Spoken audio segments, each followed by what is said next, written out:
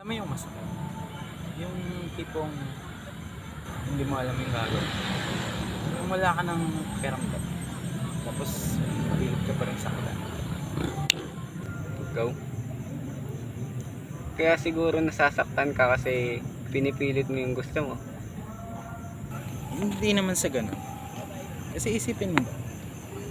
Sa dami ng mga nangyayari sa buhay natin, yung gustuin nating maging masaya, pero hindi natin kaya dahil ayun, masakit eh.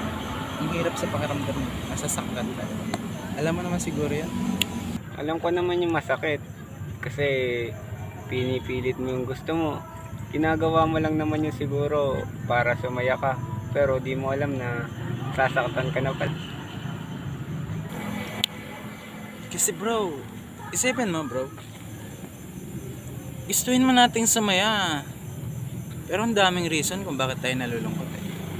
Maraming rason kung bakit nasasaktan tayo. Tama ka nang sinabi.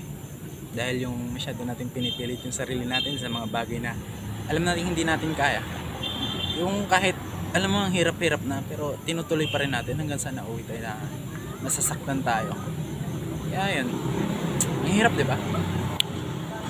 Marami rin namang rason para sumaya, pero hindi lang natin alam na sobra na pala. Masaya na lang tayo kahit mali na yung ginagawa natin. Kahit di na natin naiisip na sumasaya lang naman tayo dahil gusto natin, pero nakakagawa na pala tayo ng hindi maganda, di ba? Pero bro, alam naman natin yung tama't mali, diba? Ba't natin ipipilit kung alam naman natin nakakagawa tayong mali?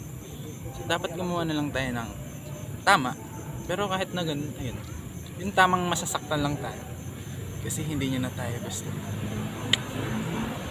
Ako siguro sa ngayon, bro, pipiliin ko na lang sumaya kahit masakit na.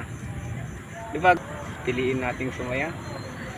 Kasi yun naman dapat, yung dapat na araw-araw natin piliin maging